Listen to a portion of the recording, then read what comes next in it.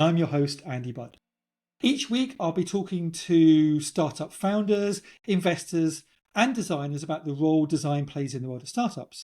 And today, I'm really pleased to be joined by my good friend, Marty Ringlein.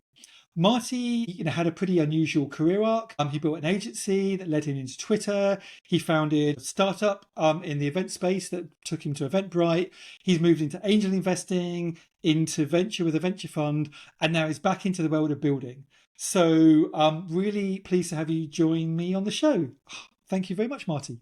Yeah, no, I'm excited to be here, especially since I meet all three criteria of who you interview. I'm a designer, founder, and investor. Brilliant. I mean, that's why I wanted to get you on board. I think it's going to have a really, really good conversation. And like I say, I want to kind of talk about a few different chapters, like your pre-Twitter days, your Eventbrite days, a venture fund, and then what you're doing now with Agree. So let me take you sort of back. So I probably got to know you in the early days of South by Southwest when you were an agency founder at Include. You later sold Include to Twitter. I don't think I ever kind of fully heard the sort of full story. So I wonder if you could just tell me a little bit about that chapter, like how you started your agency and more importantly, how you came about selling it to one of the hottest tech companies at the time. Yeah. So it's actually 2 nights ago, just had dinner in LA with Brian Veloso and Jonathan Snook, who I know you're familiar with. But the agency, I was just telling Brian that he gets a lot of the credit because at the beginning, it's two guys, two laptops, and we're making websites. And we're going to make websites together, and then we're going to charge people to make those websites for them. And we start with the smallest of customers, whoever the smallest business is on the corner from wherever you live. And then, we grow slowly and surely. But what happened at that South by in '07 is that Brian was going to do a bowling event, Avalon Star Bowling, and just about everybody in our world, in the design development world, was going to go to this event. So it was going to be the go-to event. But the buses fell through. There were no buses to take us. So the entire event is canceled. We're not going to go. This is maybe 3 hours before the event. Everyone's disappointed. You could just hear the rumblings in the Hampton Inn. We're all figuring out what we're going to do. Instead, I emailed Brian and I was just like, how much can buses possibly cost? Turned out it was $1,500. So I said, hey, I'm just starting up this new agency. If you let me slap a logo on a piece of paper and, give some pizzas away, I will gladly pay for the buses. And he said, absolutely. And what he did, unknowing to him, said he sent out this email that basically the way he worded it sounded, like Include, this agency no one had ever heard, just saved the day. So, he's got all these gold sponsors, but I end up looking like the biggest sponsor. But what it did is it put me on the map, and not me, but me and my co-founder, Alex. But when it didn't, by any means make us the best agency, but agency people, people go to them to ask questions. So when somebody went to someone and said, hey, who should I hire? Who should I work with? They didn't say Include, but when they listed 5-6 names, we were on the list. And so just overnight, I got on the list, and that changed everything for us. Because there was eventually this guy, Jeff, subvert.ca, he wrote a blog post, top 10 best agencies. Obviously, Clear Left's on there, Blue Flavor's on there, Happy Cog's on there. But Include, to be on such a list is ridiculous. But there we are, we're on the list. And so I always think now, I just got to get on I don't have to be number one. I don't have to be the best, but if I can just be on the list. And then, so that was the crux of how we started. And then everything sort of erupted from that moment. And one of those was we got on the radar of Apple. So a lot of the people that were at that bowling event worked at Apple. A lot of great designers worked at Apple at that time. And Apple wanted folks who were dabbling in a particular set of technologies. And so at that time, CSS, HTML, JavaScript, and we're really pushing the bounds. Turns out that, few of the folks that worked at our company were particularly good at this. A gentleman named David Sandra was really well known at the time. And Apple, honestly, they were scouring LinkedIn. They were looking for people to hire. They found 3 people they really liked. They went to their LinkedIn and they saw that they all worked for the same company. So they decided they'll just hire that company. That was us. So a little bit of luck with that. But Apple eventually, we did so much work with them. They liked our work. They offered to buy the company. And it wasn't very romantic. They basically just said, hey, we pay you this much every single year. We're probably going to pay you more next year and the following year. At some point, 5 years from now, it makes more economic sense if we just buy you than we keep paying you your agency rate. So very unromantic, but nice to be asked and fun to be courted by the company I would put at the cream of the crop in terms of design. So who I look up to most. And then what I don't know, I'm a little further removed from Silicon Valley. So everyone in Silicon Valley talks. So the second that word gets out that Apple's looking to acquire something, the other M&A folks, mergers and acquisitions, hear about it. And one of them was the team at Twitter. And Twitter was relatively young and early. And people forget this early in Twitter. It's 140 characters, but they had just bought Tweety 2. So they didn't even have their own Twitter app. They weren't really mobile, even though they were first on SMS. So they needed a team that was thinking about mobile first, which again, in 2026 sounds like a laughable term. But back then, mobile first was a big deal. It was as big as saying AI or agentic today. And so that's how we ended up getting there. Just jumping in there, I mean, I actually came to that bowling event. I don't know if you remember, but like that was one of my seminal kind of moments at South by Southwest. It was a big deal for me to meet Andy Budd in person and Jeffrey Seldman and Greg Story, like these people whose blogs that I've read, and I've only interacted with you, but like in the comments of your blog to like meet you in person. I was just like, I have to. This event can't not happen, even if I don't sponsor it. I have to buy buses just so I get to meet Andy Budd. Well, I'm so pleased that you helped make it happen. It's so amazing that like that then kind of was the spark that got you on the radar of a bunch of really impactful people, including Apple. And I guess also I was just going to reflect that at the time, to your point around Twitter, like I remember Twitter in the early days when it was literally just an SMS, like you would literally just ping a text message. And so you were probably at the time when they were moving from this weird text interface into mobile web, and you guys were really, really strong at that. So that all kind of comes together now. So you've got an offer from Apple. Twitter starts kind of approaching you. How does that turn from like a vague conversation into you now one of the early Twitter employees?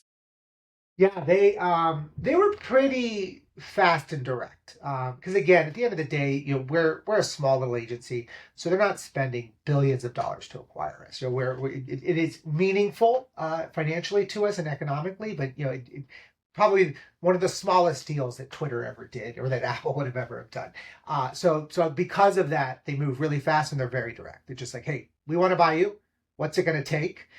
They threw out a number, which I think to a lot of people, that number would have been like, holy shit. But my co-founder, Alex, who gets the credit, he was just like, no, I think we're worth more than that. I was just like, it was a pretty big number. And so we went back and we negotiated, and they just, they were very adamant that they wanted us in the talent. And I think they had some perception, probably wrongfully so, that we were going to be this hot commodity and someone was going to buy us. And I think it's take them off the table, because there were a lot of agencies starting to be picked up. Human Counsel just got, I think, by Google, later adapted Path, but this was still kind of a novel concept. The different words, we might use like acqui-hire, but they do buy the whole business. It was weird. Like, why would they buy it? Why would you didn't buy up groups of talent like that before? So for us, it was flattering to be in the first cohort of this group where that happened, and also just I wanted to be a part of it. We had so many Silicon Valley customers for our agency, but I wanted to be on the inside. I wanted to see, they would say, how the sausage is made. Because to me, it's more like, yes, the financial impacts of an acquisition, but you get like an MBA in a box. I get to watch how this monster thinks about growing. Because like even things like international, Twitter is famous for 140 characters, but when they go to the Asian market, especially Japan, 140 Japanese characters, that's like a novel. It's a completely different Twitter experience. And then they got to think about video, because there's no photos and videos. You and I are using TwitPic at the time to do there's no photos in Twitter. Most people today couldn't even imagine Twitter without a photo or a video in it. So you get acquired. How big was Twitter when you joined, and how long, like how much did it grow while you were there? Yeah, so in our orientation class, it's our team plus a few other new hires. There's probably like 100 of us in the room. Someone in that room breaks 1,000 employees. So it's sub 1,000 before our little group of 100 sort of joined that week, and then we are greater than 1,000 on that day. So that was fun to be in that first 1,000. And then 18 months later, when they IPO, they had a little over 3,000. And then, as we all know, Elon made it kind of famous that he felt there was no reason to have 6 to 7 thousand, and so he cut it all the way back. I think back to around 3,000. Brilliant. So you were there for a few years, and then obviously as a exited founder, even though it was from an agency, like you've got quite a lot of kind of, I guess, some credentials and buzz around you. And so you decided to lean in and start a product business, which was nvite. Can you talk a little bit about how the idea came about, what problem you were trying to solve, and what the sort of original kind of founder's journey was there? Yeah, this is one where I get excited now because I think everyone who can build wants to build because the AI moment. But there have been moments like this, maybe not with this magnitude in the past. And one of them is right around the emergence of social media. Like we're coining this term. We're all interconnected, whether you're on Facebook, Instagram, Twitter, doesn't matter. You're on some kind of social network. And then it's the data. There's so much data being shared publicly, privately, and it was clear because now it's obvious in 2026, and we're post Cambridge Analytica, where all of this data gets exposed, it gets used, it gets manipulated. But in the early days, when you're just first starting to tinker with this, I'm looking at something like Facebook and realizing that when you hit that a like button, what Facebook gives you back, maybe now wrongfully so, but like your political interests, who you're connected to, your friends, your family, like it shares. And so we thought like, well, that's fascinating. And so what we were thinking was, how do you get someone to click the connect button? Facebook, LinkedIn, Twitter. And then second question would be if they connected and you got the data, what would you do with the data? But for us, let's just start with hitting the button. And so events was an awesome place to do that because Eventbrite and all the platforms at the time, like Meetup, you had to fill out this like long questionnaire to get in. My name, my email, my LinkedIn. And it was like every single event. So I thought, oh, well, if I just hit the Twitter button or the LinkedIn button, you have all that data. So I could just fill in the registration form. So it'd be a one-click RSVP. And that was super clever. And then the second thing we did is if you ever had to buy an event ticket, all we did was attached to that button, we just stored your payment info. So if you ever hit that button again, one-click checkout. Now that ended up becoming a huge idea about 10 years later. We didn't know that we are on the cusp of inventing this like new way to do financial services.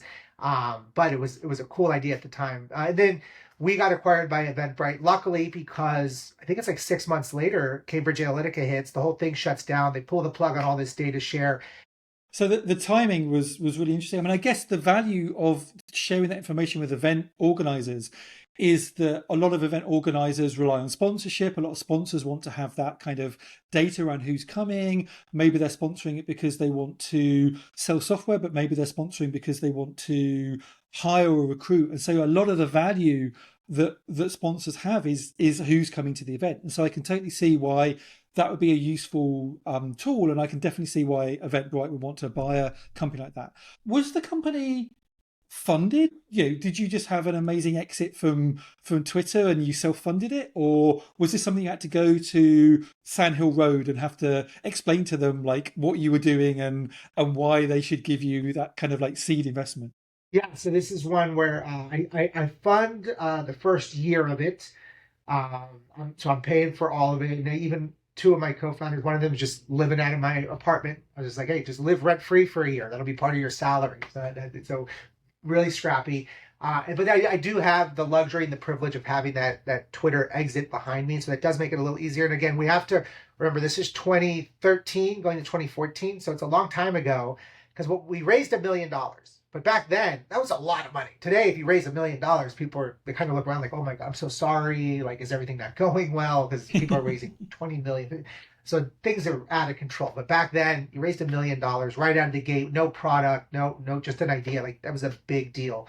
So we did raise $1 million, and then that's all we ended up raising. We were going to go to market with our Series A, and then that's when the Twitter conversation happened at that same time. Gotcha. So you were like the Elric Backman out of Silicon Valley. You bankrolled the Yeah, team. You had them living in your front room. I can imagine it was it quite a was a fun lot like time to that. be a founder. It was very fun, but yeah, it was a lot. It was a lot like that.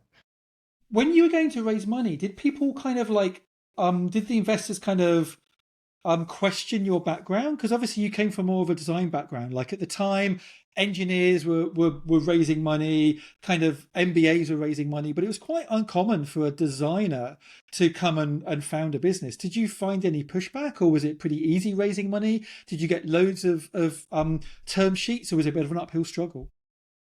Yeah, so there's three things I did with this, and I'm a big fan of, like, I think the way you ask the question is right, because you've articulated all of the barriers that are going to be in front of me. Like, hey, MBAs are raising money at that time, so I lean in. I go and get an MBA. So that was one thing that I was doing at the time, and I try to get it from a name that I know will hold weight, because at the end of it, I knew in terms of the path I wanted. I'm less interested in the MBA. I'm more interested in the perception that the audience who I want to be in front of. So your Stanfords, your Harvards, your Columbias of the world are going to matter more to those people. And I don't care about the degree. I care about me getting through the door faster. So I do play the game. And then another part of that is I do have the privilege of, at that time, Twitter's still hot, because they just IPO'd and it wasn't doing well, but Twitter's still, hashtag is everywhere. The @ sign is everywhere. Every news channel is hashtag breaking news, whatever. So people would often refer to me, and I just leaned into it, as the Twitter guy. Sometimes I think they thought that, like, everyone knows that it's Ev and Biz, or now we know Dorsey, but back then no one said Dorsey. I think they thought sometimes I was the third guy. Like when you go to the moon, it's like, there's two of them. Like, who's the other one? There's always the third one. But it got me meetings, and it got me in the door. So I played into that, and then on the design, I do think, because we didn't have the luxuries of Brian at Airbnb as being as famous as he is now in Figma. So saying you were a design founder probably just wasn't a smart thing to say. It's going to do more red flags than green flags. So I would never lead with it, but I'd make sure that my deck is more beautiful than everyone else's, that our website, our product is more beautiful. But I would lean into where design wins, and I would call that out. And so you talked about earlier the value that Eventbrite would want with the data that we were getting from these social connect buttons. But the one that really stood out to people visually, it's just a UI UX thing, is on an event page. It turns out, like, we can tell you how many guests are going. Hey, 40 people will be at the happy hour. Okay. And I could even list out, Meetup does this, Eventbrite does this, a long list of names. And I could hunt through them and see, oh, Andy Budd, I think that's my Andy. But what we can do, because you hit the button, is I can not only just show the list of names, I can do the avatars. Because I recognize the Andy Budd LinkedIn avatar because I see it in my feed every day. So I know that avatar a million miles away. So visually, I'd be like, oh, this is a more interesting guest list. But what else I can do, because Andy's on LinkedIn, Marty's on LinkedIn, we know that they're both connected. I can reorder the 40-person list so that Andy's face is first. And then we get really clever, because it's too obvious if you're first. So what I do is I put you in the first 5, but never the first one. So it looks like coincidence. Like, oh, someone I know is going to be, and when someone you know is going to be there, you're more likely to attend. You're more likely to show up. And if you're on the fence about registering, you're more likely. So we want to sell out our events, but we want to sell them out faster. And that was our big value prop, is we will sell out that event, but we're going to sell it out in days, not weeks, not months. And that's a pattern you see like popping up all the time now. But like you say, when you were doing it, it was quite novel. It was quite novel. I mean, even avatars, or favicons or whatever, were quite a kind of unusual thing back then. So the ability to go, I'm going to go to a conference or an event, and there's going to be at least a couple of people I know, so I'm not going to feel a little bit sort of left out. But actually, my tribe are going there. It's a real kind of form of social proof. So okay, so you start Invite. The timing is really, really good. Now Eventbrite are kind of knocking on your door. Like, how did that come about? That was a fun one. And this is one where my advice to the world is, I think this should just be normal. Don't be an asshole is what they say. But, like, be nice to people and realize that even if you are taking like a capitalistic approach to relationships, that if you shouldn't always try to get the value out of a relationship day one, because it might take a decade. And so one of my interns from Include, that agency where this all started, her name was Lauren Moon. Um, she starts as an intern. She leaves before we get bought by Twitter. She wants to go back to Silicon Valley, and she gets a job at a company called Eventbrite, and that's where she works as a designer. And so when I'm starting up Invite years later, I ping her, I let her know what I'm working on. I want her advice, her feedback, and she says, "Hey, I think the crew here would like to know about this. Do you mind if I share it with the VP of strategy?" And I said, "Yeah, absolutely, share it with him." This gentleman, Randy, eventually goes on to be their CFO. So he turns out that he's pretty important, even though he's only a VP at the time. But he likes it, and he takes it to Kevin Hartz, who's the founder, and they offer to fly us out to San Francisco to meet with us. And we hadn't even raised $1 million yet. We haven't even really launched the product yet. So this is very early days. So for our team, it's just, I'll take a free flight to San Francisco. This sounds great. Put me up in a hotel. I'm in. And that was 2014. Yeah. So it's 2.5 years later when they acquired the company. So we start that relationship and we just stay connected and close. And as we're building, we share things openly with them because we just know at that time they were 13 years old. They move slow. Even if they stole our ideas, they're not going to execute them as well as we do. We still beat them to the punch. So you're in conversation because I guess like you hadn't been around for that long. My memory of you, literally, it felt like you'd launched Envite, and then a few weeks later, I'm sure it wasn't that, but like really really quickly, you were kind of being brought into Eventbrite. Like, was it just a no-brainer? Was like the whole plan to try and sell like really quickly, or did you have that kind of sort of founders sort of challenge where it's like we could sell now and make a decent sale, but what if we stayed? Like, what if we carried on? We could build a competitor to Eventbrite. We could become $1 billion kind of unicorn business. Like, was it a difficult decision to make, or was it like super easy? So it was another fun one where it's just timing again. And we get lucky with timing because what's happening in the world is Spotify is becoming a thing. And there's a few other competitors. Now Spotify's kind of the winner, Spotify and Apple Music. But at the time, there's Pandora, there's a few others. And Pandora, who's probably a little bit bigger than Spotify, and now today everyone's like, what's a Pandora? But they were the leader. They acquired a company called Ticketfly. And this freaked everybody out. It scared the heck out of Spotify because they said, hey, they're going to use event ticketing for music venues to get artists and to get indie artists. And they're going to use that as leverage to beat us. And then it freaked out Eventbrite because they said, oh, wow, they're definitely going to lock in all the best music venues and they're going to steal our market share on the music side because they've got all the great streaming capabilities. So everyone's freaking out. It turns out nothing ever happened with any of this, but everyone's freaking out. Spotify says we need event ticketing and we have two options. We got to go fast. We can build it quickly or we can go buy it. Somebody introduced us, then we had an M&A conversation with them. I use that as leverage to Eventbrite to say, hey, we're probably going to sell to Spotify. Eventbrite is as scared of Spotify owning us as they are of Pandora owning Ticketfly. And so for Eventbrite, we got them to move faster because they want us. I mean, they did buy us, so at some point they wanted us, but more than wanting us, they didn't want Spotify to have us because they didn't want them to get into ticketing also, because then they're definitely going to lose. So that where, again, we just got lucky. And then for us, I think we were just really excited about the opportunity to build. I think we got into our heads, we're going to go build something bigger together than independently. And we could do that inside of Spotify or Eventbrite.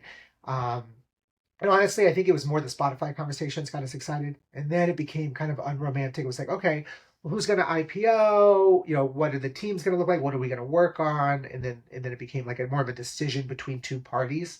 But then we got lucky again because that's end of 2016, we do that deal. A few years later, we get this global pandemic. That's just as bad as Cambridge. Like Cambridge Analytica might have killed us. And if we survived it, the global pandemic for an early stage event ticketing company, I think definitely kills us. So again, maybe we could have, gone off and been bigger on our own, but without knowing that there was a global pandemic coming, but knowing that there was one coming, in hindsight, I definitely would have done the deal all day long because that would have been horrible to survive that. I mean, both of your stories lean heavily into timing. There's an element of luck. There's an element of like finding yourself in a competitive space where two large companies want to buy you to take you off the market and they're competing against each other. It's really interesting because a lot of founders, they don't think of luck or timing in their story. It's all their own genius. Like I had this brilliant idea, yada yada yada. I'm kind of curious, like how much of this was luck, or how much do you credit yourself in seeing an opportunity and leaning into it? I think that's the part, is the seeing the opportunity, leaning into it. I think it's important, but I think seeing it. And I love this the phrase that we always share internally. We go forward as though we're right. We prepare as though we're wrong. And I think like we have the confidence and the grit and the conviction to say, like, yes, that is the future. We're doing it. We're going to own it. But with every step we take, hey, well, it might not work. And so we're prepared for how to pivot quickly. So I think in the success of it all, there's these big moments of success, but there are 1,000 little failures but we pivot and correct so fast that they're not even worth talking about on a podcast, because the failure lasted a day or a minute, a week, and then we course corrected so quickly that I can't even remember what we had failed at, but we had tried it. And then I think I'm constantly just on the lookout for opportunities. I don't think that I ever think that my time is too good to catch up with an old intern, or to not give an intern, or treat an intern with respect. Like, it's just everything's an opportunity. Everything could be the massive thing. I just don't know if it's tomorrow or if it's in 10 years from now. Even this, like, I saw you were doing a podcast. Like, I totally want to get on it. One, yeah, sure, it's great to say shameless self-promotion on whatever I'm building now. Great to catch up with you. But like, someone somewhere, one of your audience members, you could give me a whole list of awesome audience members who listen and tune in every episode, but it's the one that you don't even know about, who's 19 right now, just listening to both of us, and then 10 years from now when they're 29, they're like, Marty, I heard first on that Andy Budd podcast, and I'm not even going to realize. And then that leads to something, and maybe they're working at some VC and they fund me, but their origin story is gonna be like, I first heard you, and I'm like, so glad I did this podcast, that I took this hour to be with you because of some weird circumstance of the universe that comes together. I think this is absolutely right. I think, a lot of people find themselves in lucky situations, but a lot of people make their own luck by having lots of connections, by putting themselves out in the world, by constantly kind of checking in with people who, maybe, like you say, in a few years' time, will end up being in the company that ends up acquiring you. So there's a lot of activity here.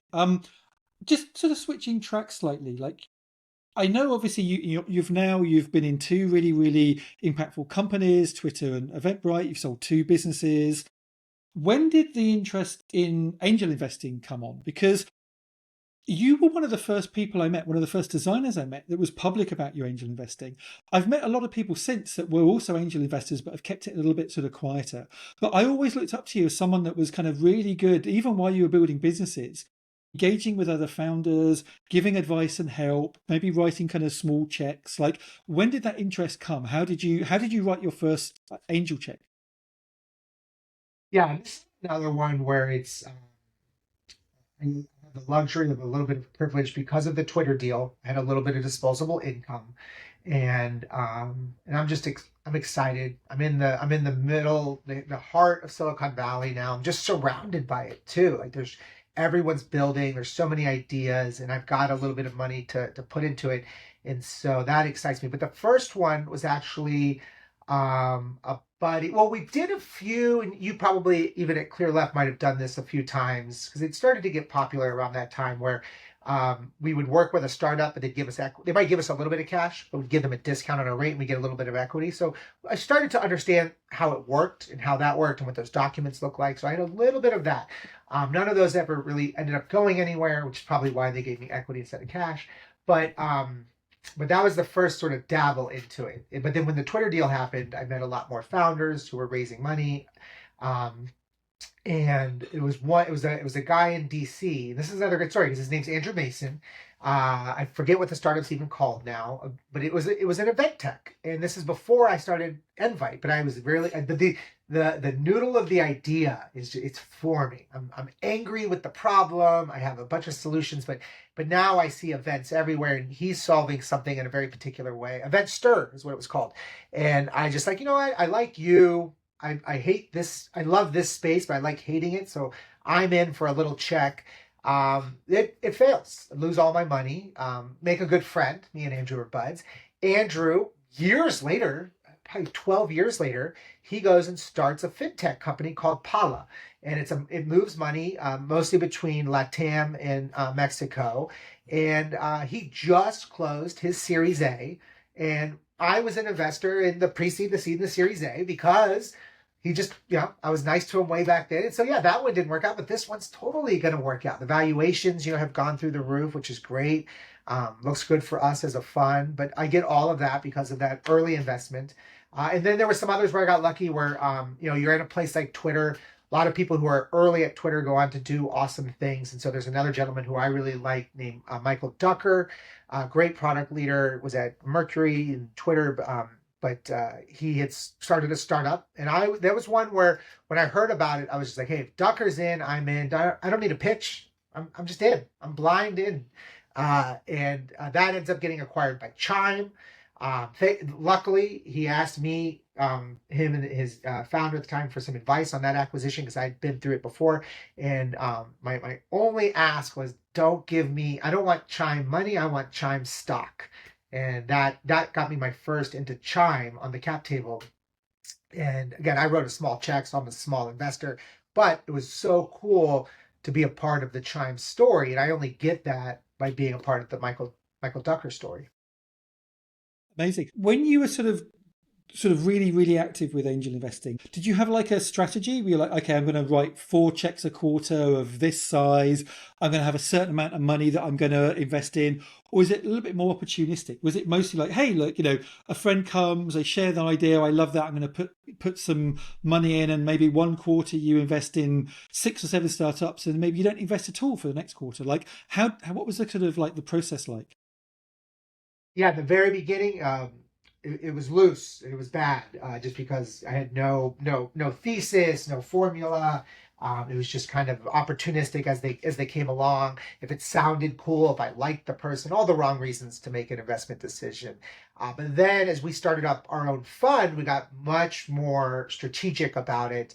And then I learned about this thing called the power law, which, not only drives early stage venture capital, but like now I've learned like it drives almost everything in my entire life. I see the power law everywhere. In my entire life, I realize has been run by the power law. But now it is.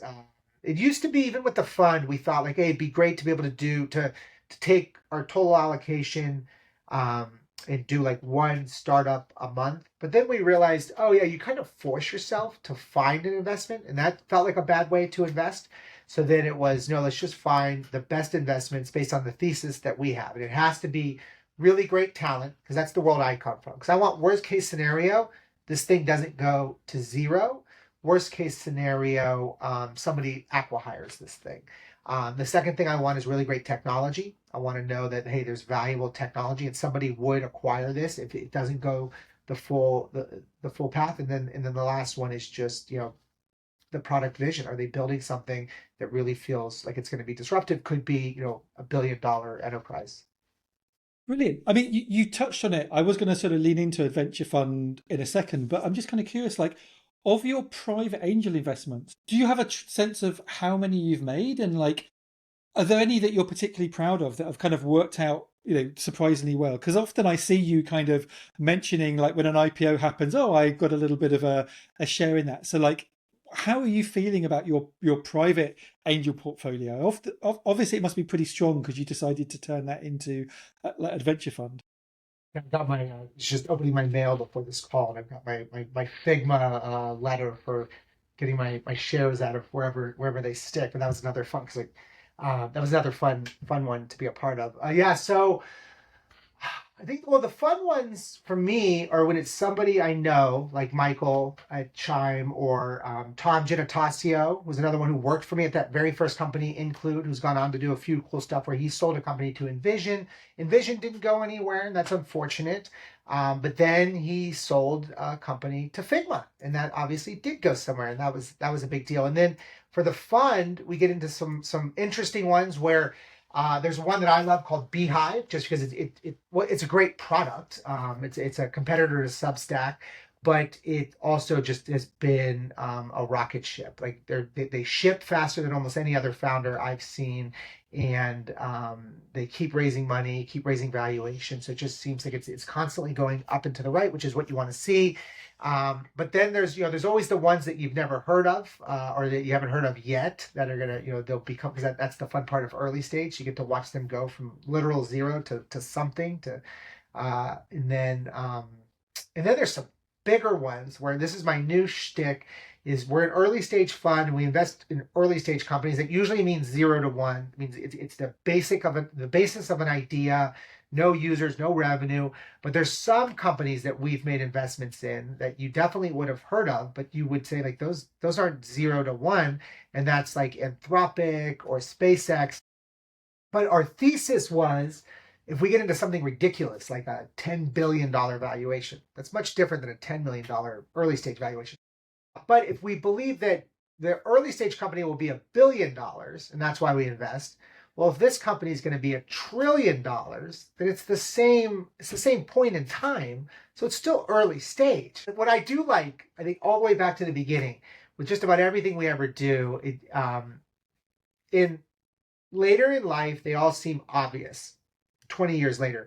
But for most of the things, at the moment that they're happening, the majority of other people are kind of questioning it or laughing at it or saying that doesn't make sense. And then I have some version of this conversation 10, 20 years from now, and they're like, oh, that makes a whole lot of sense. Like, why wouldn't everyone do that? And I think this early stage approach is one where I'm seeing it unfold in real time, where when we started doing this 4, 5, 6 years ago, doesn't make sense. Other VCs would be like, well, you have no idea what you're doing. And now it's like you see a lot of early stage funds starting to get into some of these bigger deals because this math sort of adds up. So it's like one where it's like, it's a little bit of validation of like, yeah, sometimes we know what we're doing. Or we just take the bet that, the coin toss that works out in our favor. So for folks who don't know a venture fund, could you give a quick sort of description of what it's about, what your thesis is, how it came about, what what vintage or what fund you're on at the moment, just to give folks a bit of background.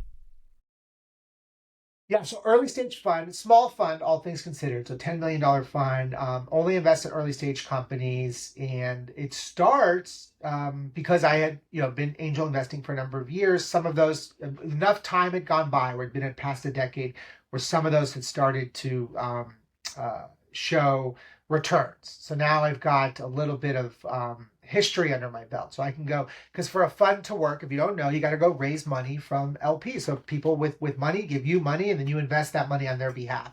But they've got to trust you with that money. And so I have a little bit of a track record. And I've shown that I can get into some interesting deals in a variety of different creative ways. So we start the fund, and this is right around the pandemic too. So a few things are happening. Again, timing. The world's a little bored because we're all locked in. The market was horrible in that first week in March in the pandemic, and then the market was incredible therefore after, and we call that the top. But I also, as a emerging fund manager, I had merged out of the top, the ZERP era. So I get the benefit of just starting a fund during a great economic sort of boom time. But thankfully, our investments have done well, and so we were very cautious about not investing in things that we felt were overvalued. So we were still very conservative, all things considered. But yeah, it was. I went to a few friends, and during the pandemic, kind of bored, and I said, hey, wouldn't it be fun if we like pulled our money together and made like an investment club? And they wrote me back in the group thread and said, one of them I think was poking at me and just like, well, sounds like you're talking about a fund. And I was like Googling how to start a fund. Carta came up. I was like, oh yeah, they kind of make this easy for us. I was like, all right, if I start a fund, are you guys in? They're like, yeah. And then I think it was in 9 days, the first $1 million. It was just like, people said they'll put in money. They get equal. I was like, oh, well, that feels like in the product world, product market fit. And then I think first like 60 days, there was another 3 million. So I was like, oh, okay, there's something here, even if it's a really small fund. Like, this is great. Let's do this. Let's have a good time with it. Um, and then from the thesis perspective, power law, we live and die. So I'm a big proponent of make sure it's clear to all the LPs. Hey, 11 of these things totally going to go to zero. Don't get mad at me when they do. But yeah, one or two of them need to be knockout successes. And this is why I love like the beehives of the world. It's like, oh, I think I got one. Um, or even now, it's like, because people, even our own LPs kind of question SpaceX. Now, it's the only thing they ask me about. Tell me about SpaceX. Remind me what value. It's like, oh, now you like SpaceX. Okay, that's great. But Marty looks smart, which is good for me. But yeah, it's all early stage. We usually love founders at the earliest moment where it's the highest risk, and we know that, and that's what we're signing up for. So it's just an idea. So to me, you've got this spectrum, and what you can't have are all no's. So you can't have no experience, no domain expertise, no traction, no sales, no revenue. But if you sold your last company, to Google for $100 million, I don't care if you got no and everything else, you got one yes. Or, if you and your co-founder are just coming out of Berkeley or Stanford, but you have a wait list with 1 million people, hey, you got one yes. So if there's one yes on the board, usually we'll have the conversation. And then it's talent. Well, we have 4 T's: talent, technology, the terms of the deal, just make sure, not crazy valuations. And then traction by any way they define it. And I don't care how you define it. It could be ARR, it could be a wait list, it just could be some prototype that you put into the world that did something. Brilliant. I mean, so it sounds like there's an element of gut, which I think a lot of investing is, but also it sounds like you've got a structure, you've got a bit of a rubric. When you're looking at deals, you're kind of checking off some lists and going, okay, this fits with our belief and this doesn't. I'm curious, like, is a lot of your deal flow just coming in through your network? Is it, it sounds like you've worked in lots of big companies. It sounds like you've done lots of investment before as an angel. Is it all kind of organic? Or are you actually having to go out there and hunt? Are you on LinkedIn looking for people changing their status from, like head of engineering to starting something new? And are you jumping on them? Like, how are you finding these early stage deals? Yeah, it's almost all inbound and all from my network and my personal network. Beehive's a great one because I had one of the intern. It all comes back to Include. There's an intern at Include called named Evan. He's a New Yorker. There's this little tiny newsletter starting up in New York that's getting everyone's excited about it, called Morning Brew. And Evan's like, hey, I just signed up for this newsletter. I think it's great. I love what they're doing. I think you would like it. I was like, oh, cool. Morning Brew. Yeah, I'll sign up. I'm not a big newsletter guy, but and it's like, yeah, it became one of my favorite newsletters. It's like, I really like the way they've done this. Morning Brew gets acquired by Business Insider. But I was a fan of the Morning Brew crew. And then, early. Now, some of them are like, well-known and famous and big, business podcasters.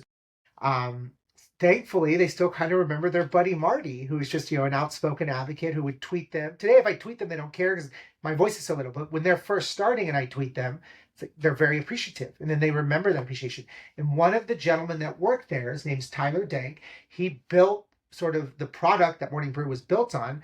When he leaves, he kind of tells the world, hey, I think there was the underlying architecture of that thing could be productized. And so he goes on Twitter, because now we've been Twitter buds for 5 or 6 years, and he just says, very cryptic, starting something new. That's it. That's the tweet. So I DM him right away, and I was like, hey, whatever it is, they kind of like Michael Ducker. I'm in, blank check. Like, don't need the deck. I'm in, because I have a sense of what I probably think it is. He wrote back, LOL. I was just like, I don't know what that means. And he just tell me to, piss off. Am I not in? Is he not doing anything?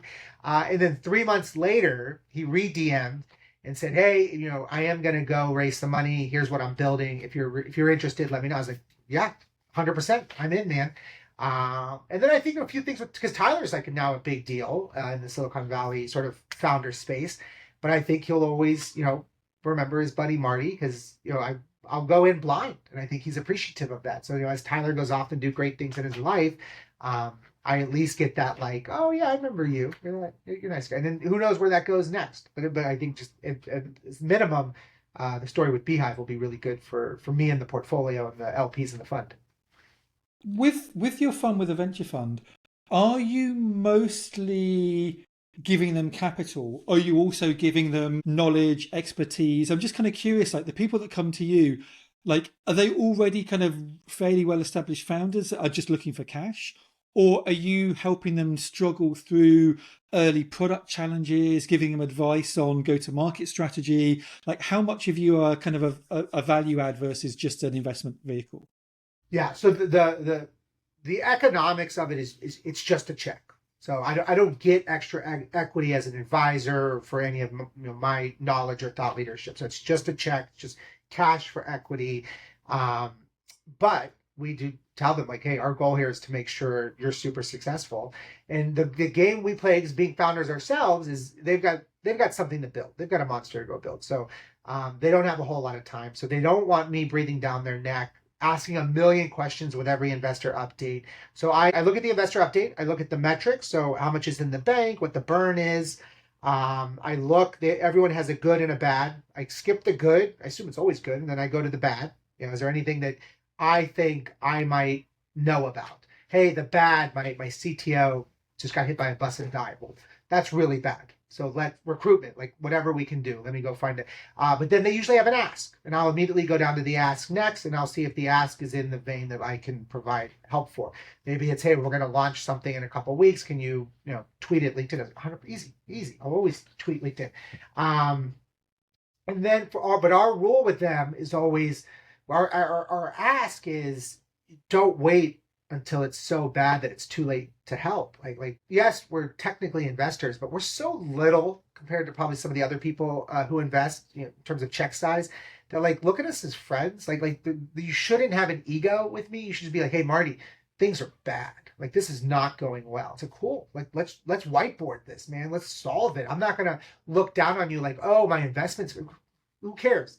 You're part of the power law. You were supposed to fail, or one of you was supposed to. Maybe it's you, but let's solve this problem. But our rule with the portfolio founders is we won't bother you, but the second you need to bother us, like do it, and we're all in. Whatever you need, we'll rally troops. And this is what I like about our LP base.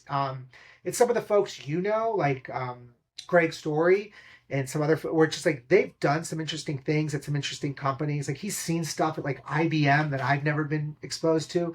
So I can find one or two people that have seen some version of this problem, and I can't solve it, but I can put you in a call with them, and maybe they'll put you in a call with somebody else, and then maybe we get to a solution. Because you come from a design background, do you think that affects the companies you invest in and the advice you give? Or does your background not have any real impact on the investment side of your life? I'm 100% biased, and I'm aware of this, and I'm fine with it. You got to have a good brand name. You got to have a good logo. And if I can tell as a founder, even if you don't have any design sensibilities, that you're not appreciative of design. If I can just smell like an iStock photo logo a million miles away, it's just an easy pass. Because to me, it's not about like the craft of the detail of design. It's about the attention to detail, and you to know that detail matters to the perception that your customers have of you, to investors. And so I want to know that you've got that. Now, it doesn't have to be a beautiful logo, but I want to know, I can tell that you put time and effort into this and you knew it was important. And so I will always look for that, and I'll always be biased towards that. And then, yeah, I think I get it. I get excited when I can tell that the founder every founder, usually great ones, will have found some kind of wedge in the market that they use as an edge. They found some gap or some opening and that no one else really sees because they see it in a very particular way.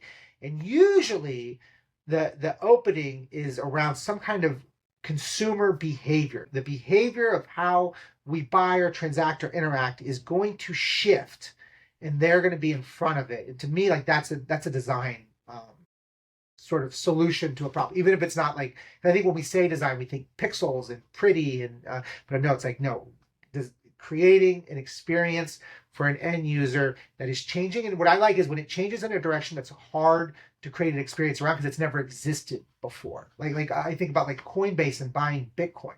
It'd be really hard to design that app because we've moved money, but we've never moved a digital currency. So it's a different kind of experience with a different kind of audience. Do you find that the folks who reach out to you, the founders, do they have an appreciation or an understanding for design? Do they care?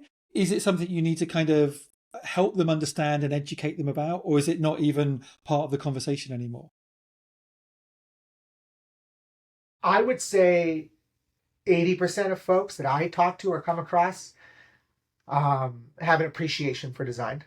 So they understand its importance. And then the 20%, I don't think we ever get there conversationally, because I think I just, wrong or right, I write them off, and I probably never even get on the call. I see the deck, like instant pass. Because even if you have the technology, I mean, they could be 4 MIT PhDs, and they've cracked the code. It's the greatest technology ever made in the entire. But Marty's just going to miss that deal, and that's bad on Marty. But if it's that worst terrible deck, I can't do it. So obviously, you're in VC and investing land, but you're building again, aren't you? What's going on with Agree? Do you want to tell us a little bit about the seed of that idea, and like how far you're in, and where Agree is at the moment? Yeah, and it's a good segue from a venture fund, because part of our thesis with a venture fund, since we are builders and designers and entrepreneurs in the fund, one of the thesis is, what do we think should exist? And if we were to build it, how would we do it? And then let's just go find that. And so when that gets put in front of us, like one of them, when AI is hitting the storm, it's like, okay, AI plus what? To me, it's never just one technology, AI. It's AI plus what? And one of the ones we had was, well, CAD. CAD software is really old, and there's like one or two players. So I think generative AI, specifically on top of CAD, is going to be transformative and disruptive. And then we thought, okay, how would you build it? What would it look like? We meet this group, zoo.dev, is doing really great, raised a couple rounds since we got in.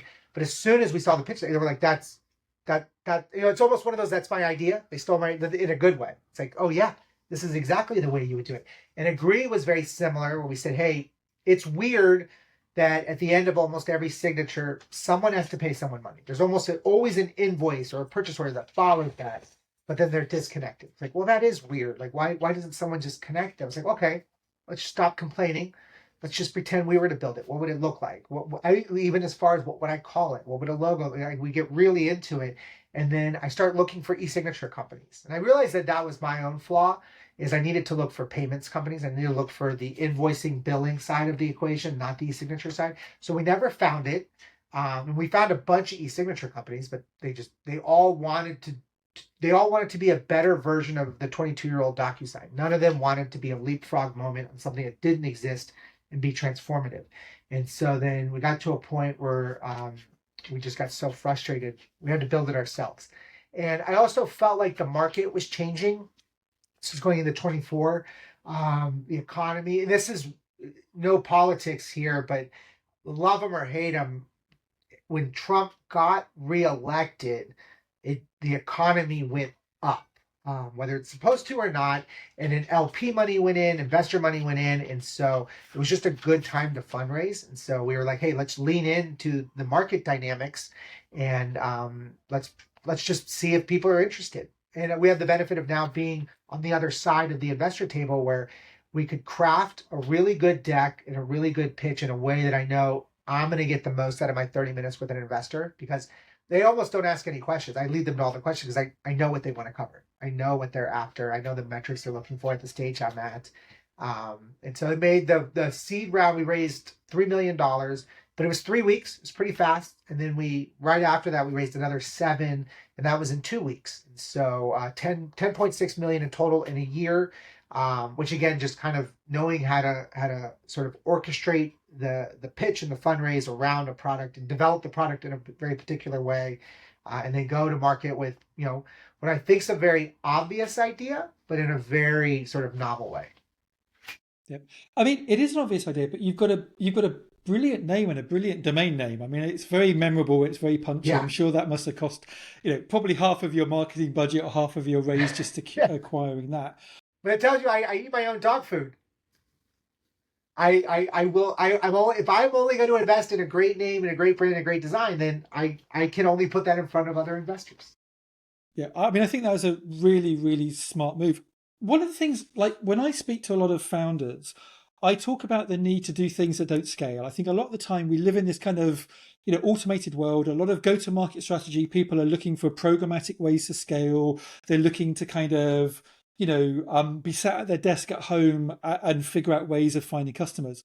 One of the things I found with you and agree is you're quite happy to go out there and do things that seem slightly unusual. I can't remember if it was for Agree, but I remember you posting about going to airports and dropping kind of flyers or printed material into books. I've seen pictures of you standing outside events with a coffee cart just to have a conversation with people. Like, none of these things seem like they're clever, sophisticated, scalable digital things. But as a founder, you are willing to go out there and like do the hard yards. So I'd love to hear a little bit about your strategy there. Yeah, so I'm big on doing things that don't scale. I think we live and die by that because I want to watch when as soon as the don't scale system breaks and you're so frustrated and stressed that you're ready to give up or quit, that's when you start scaling it. And so as soon as the team's just like, can't do this, too many emails, too many, like, because even with support, we do things that don't scale. But yeah, with some of the guerrilla tactics, I just think I got to go on flights, I got to go to meetings. If I'm going between New York and San Francisco, I could play the game where I try to time it perfectly, where I get right through security, I walk right up to the gate and I get right on. But hey, how about I show up 20 minutes early this time? Don't give myself the stress.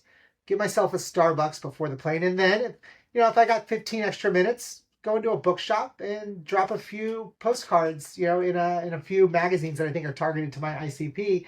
And then same with, when I'm in San Francisco and there's an event going on, like HubSpot's conference or Dreamforce, my co-founders in San Francisco, Will, and him and I, we need to talk. We need to do strategy sessions. We could do it on a Zoom. We could do it in a conference room at a WeWork, or I could just do it outside in front of a light post while we're taping flyers together. Like, why would I just max value my time? So, hey, Will and I are having basically a board meeting while I've got like masking tape and putting signs up. And then one of the stories I like, we're doing it on 2nd Street in San Francisco. And these are, I like to think, really well-designed 8.5 by 11 sheets of paper because I love design and I'm a designer. But this guy walks by in his little vest and his collared shirt, and he's like, "Hey, that's a really well-designed, flyer. I like that." And I was, "Thank you." And he's like, "Are you guys, the founders?" Like, "Yeah, we're both the co-founders." Like, "Oh, that's so great you're doing this." And he's a partner at a really big VC fund down the street. And so he's like, "Hey, I'm about to go to lunch. I've got 4 blocks. Do you guys want to walk with me?" And we did a 4-block pitch down the street, but only, because, so to me, like, I still get value. I don't think it's a total, because you never know, right? Did I go there to meet a VC? No. Did I meet a VC? Yes. Was it awesome? Yeah. Will they ever invest? Like, who knows? I'm almost like, who cares? There's one more person out in the world who thinks that I'm clever and creative, who likes me, who met me. And, maybe one day on LinkedIn, he's like, "Oh yeah, Marty, I remember you on the street corner, hustling, doing the work." Brilliant. I mean, this is great. And I think it gives a lot of sort of inspiration for young founders who are looking at how they can kind of get the word out. And there's lots of ways they can do it. The guerrilla approach, I think, is definitely working for you. How is agree.com going at the moment? Are you hitting your targets? Is the product improving? Are there future rounds or? Yeah, and this is one where, just honest talk. Every day you wake up and it's either, "Oh my God, things are moving so fast. How are we going to deal with it?" Or, "Oh my gosh, things are moving so slow, like we might die." And every morning, I don't know which one I'm going to wake up to. January's been really good for us, but like December, you're kind of having this like, are we going to do it? Are we going to hit our numbers? Are we going to hit the numbers that anyone cares about? And now in January, it's like, oh my gosh, now my biggest fear is January's so great. What if February is not as good as January? It's like, now it's like, now I've got too good of a problem. But no, things are going great. I'm just looking at the numbers before this call. It's like, we'll hit 75,000 users in a few weeks. So that'll be a fun, big number because it was just 10,000 last year. So it's grown a lot. But for us, what I'm really focused on from the next raise, the Series A, will be invoice volume. So how much money is being invoiced through the platform. Now, originally we set ourselves a goal of let's get 100 million through the platform. It's going to take us a while to actually move 100 million, but of all the new customers that we've onboarded over the last 3 weeks, the amount of revenue they do through invoicing annually is 97.1 million. So it's like, oh, okay, it'll take them 12 months to do it all. So annualized, we're going to hit our, the fear of not hitting our goal will go away. Now the problem will be, well, how do we get to, that was 100 million. How do we get to 500 million now? I got to get to 500. So just, you hit one and then you got to hit another. And then now I'm over the fear of not hitting this one. And now I've got tremendous amounts of fear and doubt about hitting the next one. But the premise of Agree is really playing out. That's where I'm excited about. So this idea that if you, from a design UX standpoint, let's grab the buyer at the highest moment of buyer intent, and that is right after they sign. So right after they sign, why would you wait 1 to 3 days to have your finance team send somebody an invoice? That would be like going to a website for Banana Republic, wanting to buy a pair of jeans, telling Banana Republic, I want these jeans, and the Banana Republic being, okay, we'll get back to you in 3 days. We'll send you an invoice. You pay the invoice. Then we'll talk about the jeans. That's silly, right? Put it in the cart. Let me check out right here, right now. Have it shipped to me in 1 to 2 days. We figured we could do the exact same thing. Let's get you right after signature, immediately give you that invoice. You're already in the moment. You want what you're buying. Give us your billing information or pay right now. So some of the fun numbers, it's 7 hours is the median time from when a contract's sent to when it's signed. That's just like astronomical. Like DocuSign comes nowhere close. And a lot of that's just really good design. But it's 36 hours is the median time in which somebody signs to when somebody pays on the platform. And then the one I'm most excited about is it's 90, I think it's 96.7% of all invoices paid on the platform are paid within 10 days of the first payment reminder, which is, again, just for anyone that lives in a net 30, net 45 world, that's just like, they want that metric all day long. And that only exists because, the secret sauce, there's no secret here. It's just, we just combine two things together at the moment that they should be combined. I'm really, really impressed with what you've done with Agree. So look, thank you so much for sharing your amazing journey. If people want to keep in touch with what you're doing, like where can they go to kind of find out more, get all the Marty goodness? Yeah, well, I love meeting new people. Again, never know where it's going to go. So my email's really easy. I love a good domain name. So Agree is agree.com. So go check it out. Use it for all your e-signing and invoicing needs.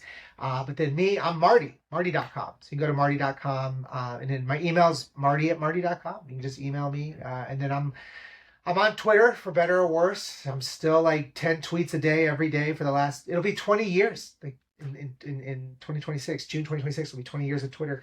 But I'm still doing it, still calling it Twitter. And then I'm pretty big on LinkedIn too, or active, not famous, just active. Well, thank you so much, Marty. It's been an absolute pleasure chatting to you and reconnecting and hearing all about your journey. I'm sure the audience have been super inspired. And yeah, if you are a founder watching this and you need to get paid, you need to get signatures done, definitely go to agree.com.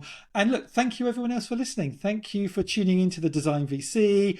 If you've enjoyed this show, please do subscribe, leave a review, share it with somebody who cares about the kind of intersection of design, startups and venture. But from me and Marty, it's been nice chatting, and see you soon.